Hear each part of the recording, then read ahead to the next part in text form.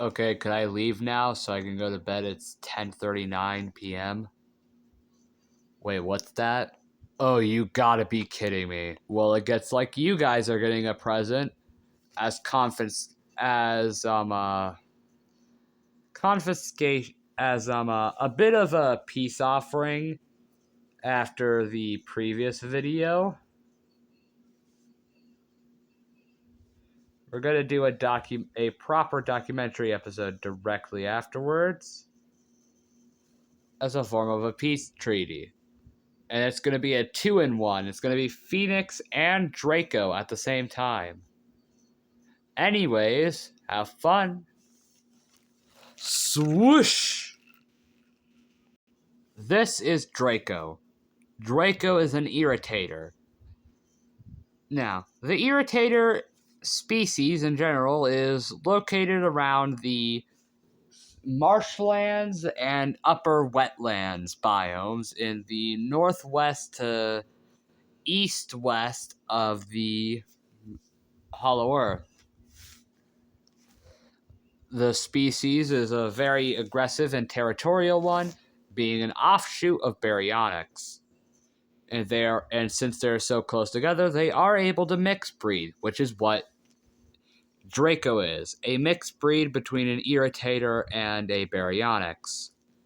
They would be a irritonics, if you could call it. An irritonics is what the crossbreed is called. It increases their aggression, but also increases their willingness to fish, and a more fish-like diet compared to Irritator's mix of meat and fish and literally any other form of food that they can get their grubby mouths on. Again, a reason why I'm doing Phoenix and Draco in the same documentary is because their information is not really that shocking or life-changing, so it shouldn't be that long. I mean, besides their rivalry. And the notice of the camera drooping every once in a while is a sign of how much I am done with this bullshit because I am tired.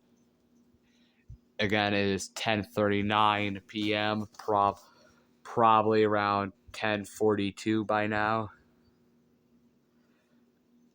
And I'm fed up. Especially after the previous one with the Mimbilu incident, which is what I'm going to call it. Anyways,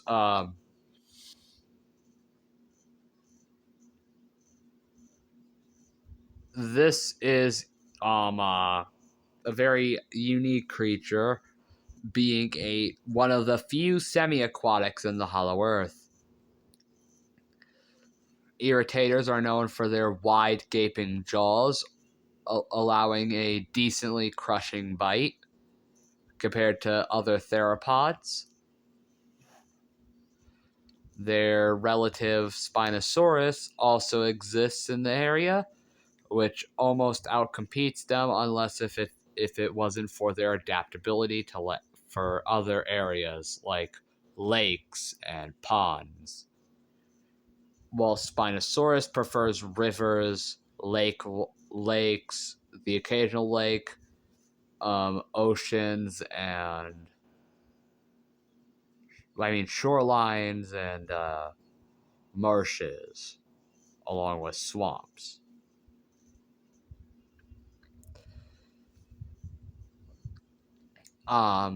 Draco is very aggressive. He goes on occasional rampages through the Hollow Earth, beating up everyone he can get his grubby hands on. He has grudges towards now there is other things that I'm supposed. Oh yeah, his lore.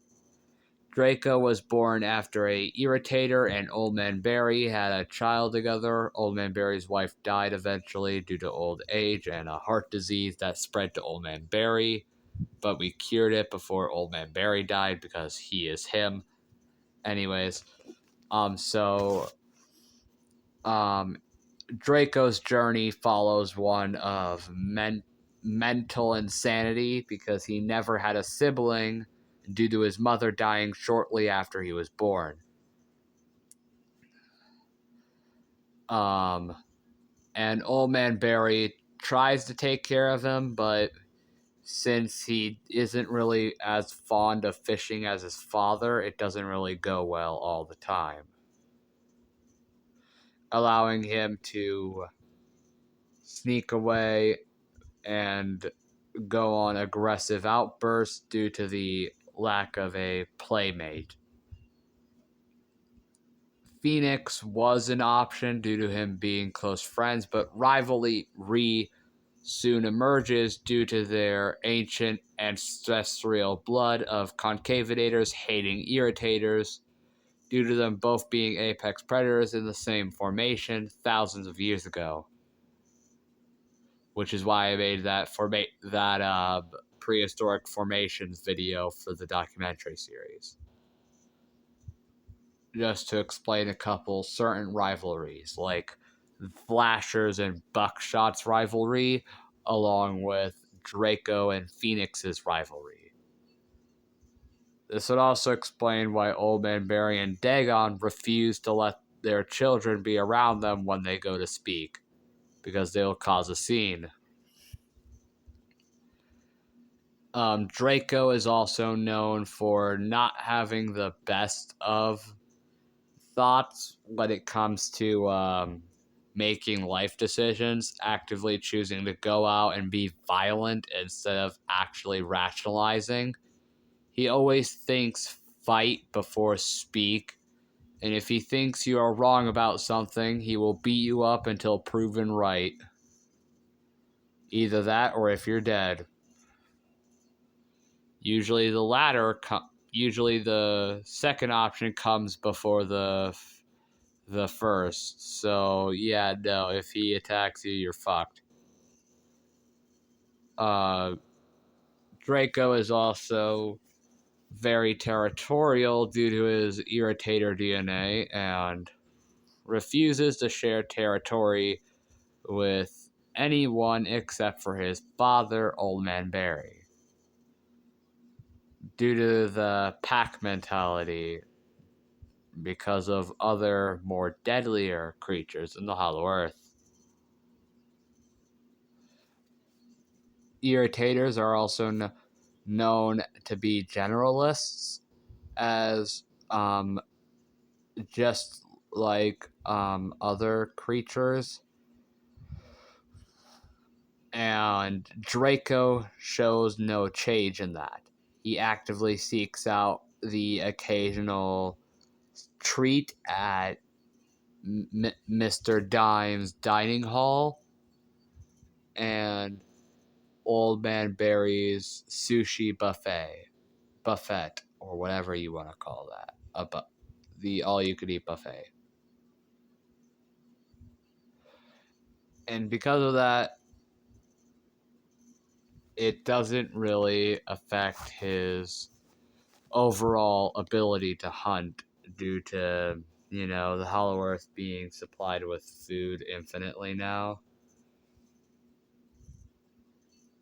And hard times are rare, if not impossible, thanks to the very high amount of deities and gods in the reality. Now we move on to Phoenix. Again, I told you this documentary is a bit shorter due to these characters not really be... Actually, wait, no, I missed a couple things. Relationships and abilities. Now, relationships for Draco goes as such. He is on great terms with Old Man Barry and Dagon, horrible terms with Phoenix, neutral with Rexy and Junior, aggressive towards Arctic Claw and Dripto, on great terms with Meraxis due to them sharing a appetite for killing everything. A fondness towards Crystal Dagon due to his otherworldly experiences, and a bittersweet relationship with Egypticus the Spinosaurus. Now, when it comes to abilities, he only has two. Two special abilities, one natural ability. His special abilities is that thanks to a rare mutation he shoots a ice laser for some reason. Not a powerful one, but just enough to, freeze the water temporarily so it's easier to catch fish. Another ability that is the ability to regenerate, like Dagon, but not to the same power and extent. And the final ability, which is a natural one, is being semi-aquatic. Now that is all for Draco until further notice. Now we move on to Dagon's adopted son, Phoenix. Phoenix was abandoned at birth due to his parents literally dying. Phoenix didn't even get to meet his parents when he opened his eyes because the first thing he saw was them being killed. He knows Dagon is not his real father, yet treats him like if he was his real father due to him taking care of him all this time and of course taking him in under his wing because he felt pity on the poor soul. Phoenix is also known to be on neutral terms with a lot of characters except for close friends of Dagon and others that he takes fondness of. His ancestors, the Concavenators, teach him how to move quickly, hunt properly, and adapt properly. And his ancient rivalry with Irritators stays through to the modern day as he absolutely despises anything to do with Draco, being the complete opposite. He never goes on killing sprees. He prefers to stay quiet and alone as Draco seeks attention. And Phoenix also prefers to think about situations before jumping to conclusions and throwing hands, unlike Draco. Basically, being moral opposites also leads to rivalry very quickly.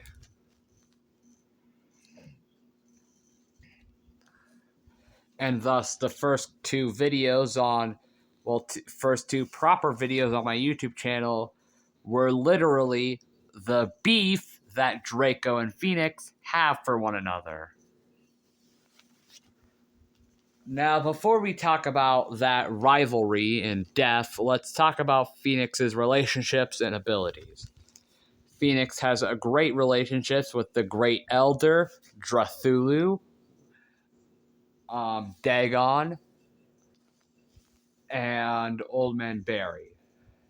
He has a mutual respect to Horror Dagon, who is a evil version of Dagon, but still a variant of Dagon that is able to recognize Phoenix as a neutral entity and does not attack him, and Crystal Dagon due to his space origins and ability to amplify abilities with his crystals. Phoenix has a very deep hatred towards Rexy due to Rexy occasionally stepping on his tail when he's not looking, just because Rexy does not really like Phoenix. He also hates Draco due to an ancient rivalry between their species because of the dispute for territory and lack of resources. He hates Mr. Sarka, Mr. Snappy, along with Mr. Dime due to in Phoenix's eyes, Mr. Dime is a very spoiled person who just sells food willy-nilly for extremely high prices. Dagon and Phoenix get it for free, of course, because they're the royal family of the Hollow Earth. But Phoenix, it never sat right with Phoenix that the others have to pay really expensive prices whilst they just get it for free. Phoenix has neutral relationships with Hank, Melon, Pyro, and Arctic Claw.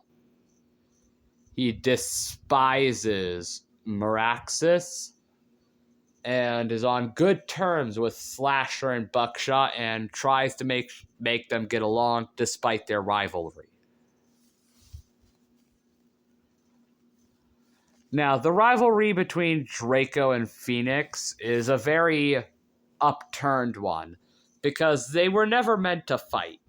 A lot, that is. Their species, of course, being mortal enemies, would make them want to kill each other. But Dagon and Old Man Barry made sure that they grew up together and treated each other like brothers. But when they were teenagers, due to a mix of emotions and Draco betraying Phoenix and attacking Phoenix, another friend of Phoenix, also being Dripto, which is why Phoenix despises Dripto as well. I mean, which is why Draco despises the Dripto as well. Sorry if I said Phoenix there. Which led them to fighting each other, which, of course, were the first two videos on this channel. A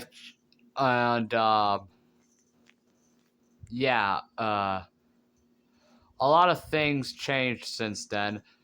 They still hate each other, of course, but they don't fight a lot because they refuse to go anywhere near each other. And if they do fight, it's always Phoenix who comes out on top due to him being the adopted son of Dagon, who trains him very well.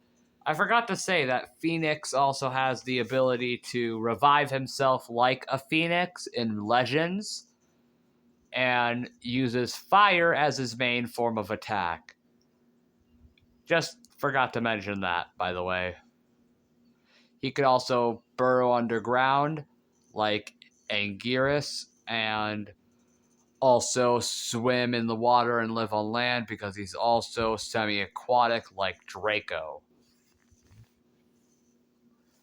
Anyways, these two's rivalry is very, very complex and upholding, as they will always try to rip each other apart in every chance they get, just because they can. Because the video was going to be short anyways, I added a bonus third documentary into the lore, that being Geo. So it's a 3-in-1. Phoenix, Draco, and Geo. My friend Ant's Animation's gonna have a real fun time making a thumbnail for this one, having to include 3 characters for one thumbnail. I believe he's up to the task, though. Anyways, so Geo is a Geosternbergia native to the upper mountain region and lower plains region of the Hollow Earth in the northwestern and southwestern parts of the Hollow Earth. He is mildly depressed due to him currently being through going through dinosaur therapy in order to uphold his and free himself from his depression. It's taking him a lot, but he is slowly becoming more free.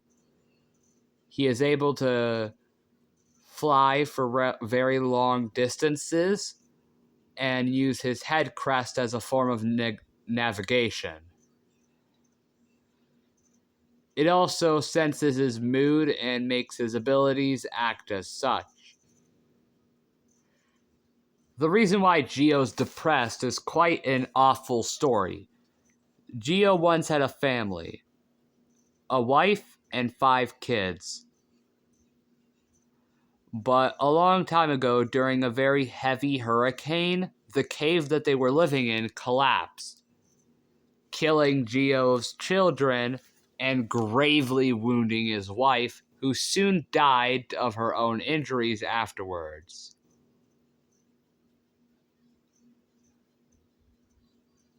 Causing great sorrow to Geo, who has just lost his entire family. Out of sorrow, he flew up into the storm and managed to absorb it all into his body, now being able to control storms, lightning, and anything to involve electricity and wind. But as a side effect, he also became burdened with grief and sorrow, going into very erratic, depressive episodes, causing random hurricanes to appear out of his grief alone, becoming a hazard to everyone in the Hollow Earth just because he's a bit depressed. I mean, very depressed. This is a very serious thing. He lost his entire family. And now seeing the errors in his ways and again trying to get over the loss of his family, he's going through intense therapy in order to overcome his grief and conquer his depression. He's also becoming more active, going out into public more, making new friends, and overall is living a better life than he used to. He is becoming a lot more active and willing to join activities. He's able to swim, fly, and walk, being a triple threat, being able to go on all 3 forms of terrain. And because of his lightning ability, he is a walking hazard sign everywhere he goes. No matter if he's underwater, on land, or in the sky, he is a hazard.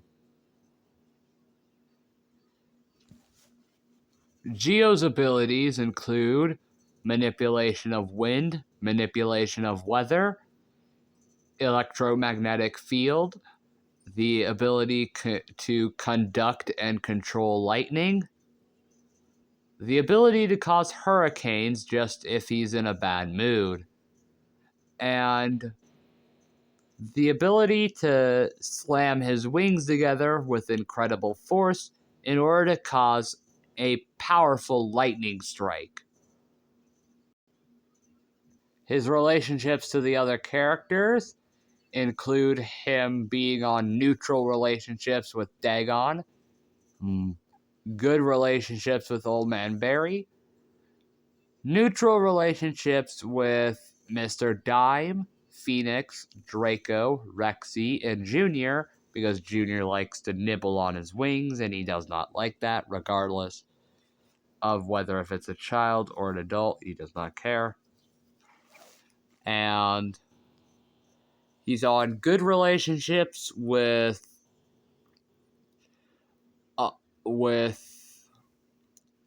Meraxis due to his very straightforward stylization and therefore motto. Hank due to his stubbornness and similarities to Geo's personality, besides the depression part. He's also on good relationships with Mr. Snappy, Egypticus the Spinosaurus, Crystal Dagon, Horror Dagon, and he despises Arctic Claw and Tropper the Microraptor, and Dripto, because they all are very aggressive and will go after, decently aggressive towards pterosaurs and will go after Geo as an attempt to get a midnight snack. Well, that was a doozy. I just did 2 videos in a row. This one was a mildly short one because of 2 reasons. One, it's late at night and I'm tired. And 2, 3 reasons. 2, I previously did a video before this one, which was the geological formations video. And the final reason was because all 3 of these characters don't really have that much lore because they don't affect the main storyline all that much. Anyways, hope you all have a good night, day, lunch, brunch, dinner, breakfast, or whatever you're doing at the moment. This is the Crystal Dagon signing out till next time. Whoosh!